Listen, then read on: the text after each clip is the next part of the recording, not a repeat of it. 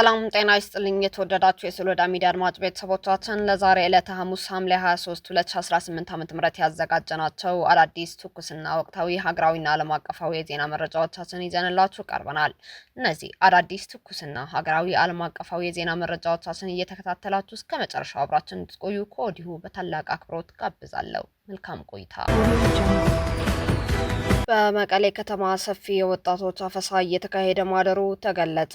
እናቶች ሌሊቱን በጩኸትና በዋይታ ማሳለፋቸውም ተነግረዋል። በመቀሌ ከተማና አካባቢዋ በወጣቶች ላይ ያተኮረ ሰፊ የግዳጅ አፈሳ በጽንፈኛው ህወሓት ታጣቂዎች ሌሊቱን ሙሉ እየተካሄደ ማደሩን ከከተማዋ የደረሱን መረጃዎች አመላክተዋል። አፈሳው በመቀሌ ከተማ ሙሉ በሙሉ በሚባል ደረጃ በተለያዩ ክፍለ ከተሞችም በተለይም እንደ ሀድነት ክፍለ ከተማ፣ ሐወልቲ ክፍለ ከተማ የሚገኙ አድማስ ኮሌጅ አካባቢ፣ ትግራይ ቴሌቪዥን ላይ ያለበት አካባቢ ከምሽቱ 4 ሰዓት ጀምሮ እየተካሄደ ማደሩን ነው መረጃዎች የጠቆሙት።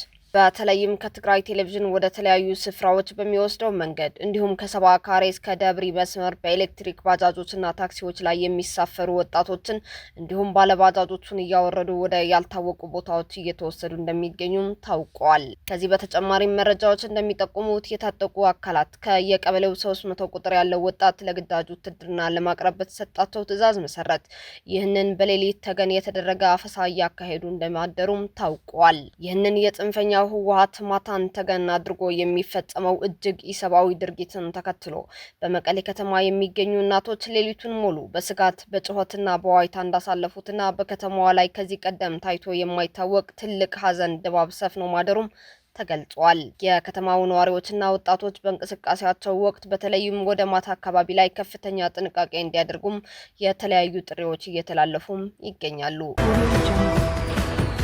የጥላቻና የክህደት ጌቶች መጨረሻቸው ቀርበዋል ተባለ። በኢትዮጵያ የረጅም ዘመን የፖለቲካ ታሪክ ውስጥ እንደ ህገ ወጡ ህወሓት የህዝብን ጥላቻና የሀገርን ክህደት በተግባር ያሳየ እኩይነቱን እስከ ጥግ ያደረሰ የፖለቲካ ቡድን ማግኘት እጅግ አዳጋች ነው። ይህ ስብስብ በስሙ በሚነግድበት የትግራይ ህዝብ ላይ የፈጸመው ግፍ የጥላቻው ሁሉ ቁልፍ ማሳያ ነው። ህዝቡን ለዘመናት በማያባራ የጦርነት አዙሪት ውስጥ በማኖር ማህበራዊ እረፍት በመንሳትና ቋሚ የግጭት ቀጠና በመፍጠር የራሱን ስልጣንና ድሎት ብቻ ሲያደልብ ኖረዋል። በህዝብ ስም ቢነግድም ዛሬም ድረስ በክልሉ ያሉት ከተሞች የህዝቡን የልማት ፍላጎት መሙላት ቀርቶ የነበሩ መሰረተ ልማቶችን በማውደም ለርካሽ ፖለቲካዊ ፍላጎቱ መሸቀጫ አድርጓቸው ኖረዋል። አሁንም የክልሉ ነዋሪዎች በከፍተኛ የንጹህ መጠጥ ውሃ እጦት የሚሰቃዩ ሲሆን የመሰረተ ልማት ጥያቄውም እጅግ ከፍተኛ ነው።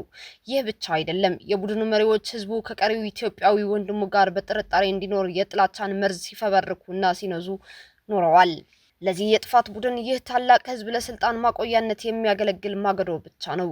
የቱን ያህል ህይወቱን ቢገብርና ቢሰቃይ የቡድኑ የግልና የጥቅመኛ ስብስብ ፍላጎት እስካልተረጋገጠ ድረስ ዜጋው ምንም ያህል መስዋዕት ቢሆን ግድ አይሰጠውም። አርሶ አደሩ አደረሰም አላረሰም፣ ተማሪው ተማረም አልተማረም፣ ነጋዴው ነገደም አልነገደ የቡድኑ መሪዎች ደንታ አይሰጣቸውም።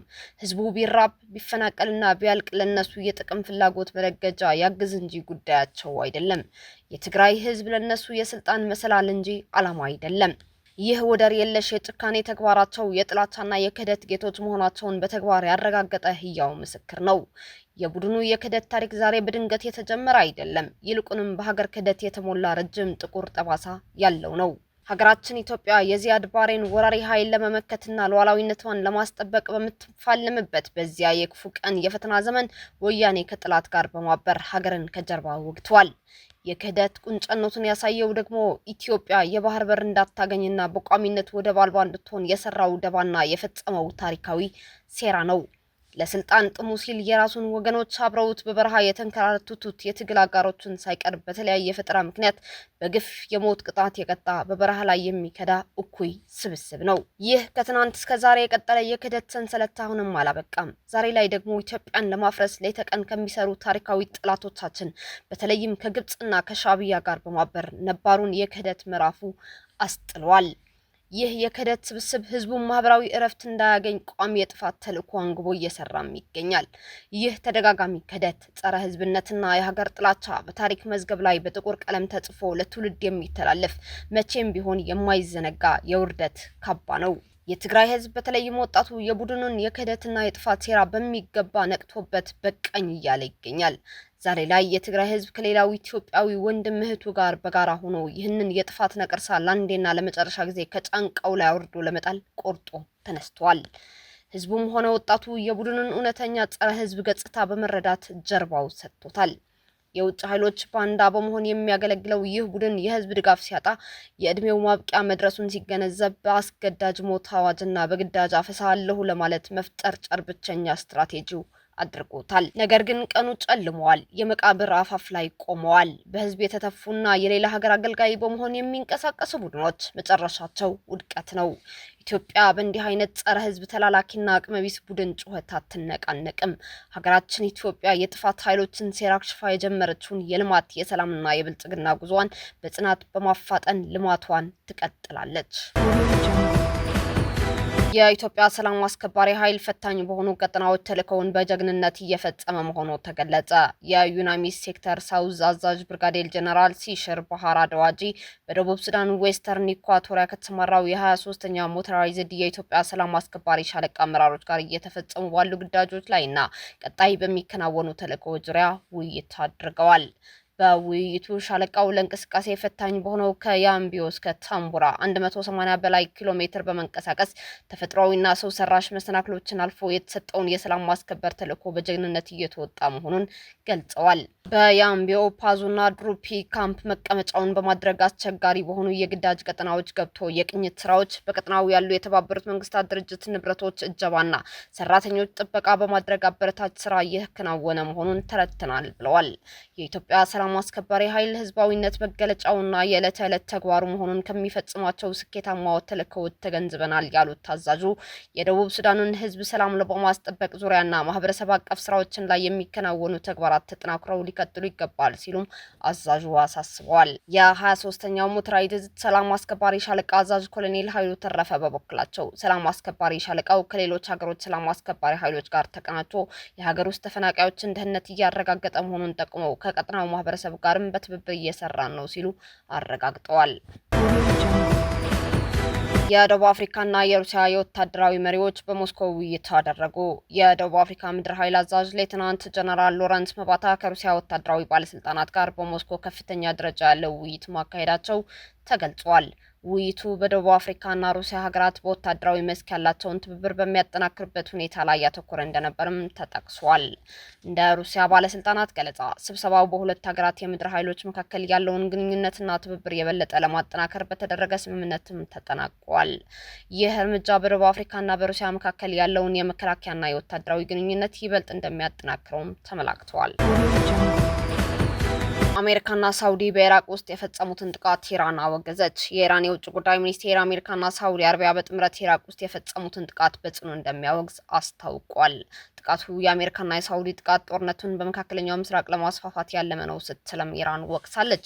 ኢራን ሁለቱ ሀገራት ነውጠኛ ስትል ያወገዘች ሲሆን የፈጸሙት ጥቃት የተባበሩት መንግስታት ስምምነት እንደሚጥስም አስታውቃለች። ጥቃቱ የአሜሪካና የጽዮናዊው ማለትም እስራኤል መንግስት ፍላጎት እንደሆነ የኢራን የውጭ ጉዳይ ሚኒስቴር ያወጣው መግለጫም ይጠቅሳል።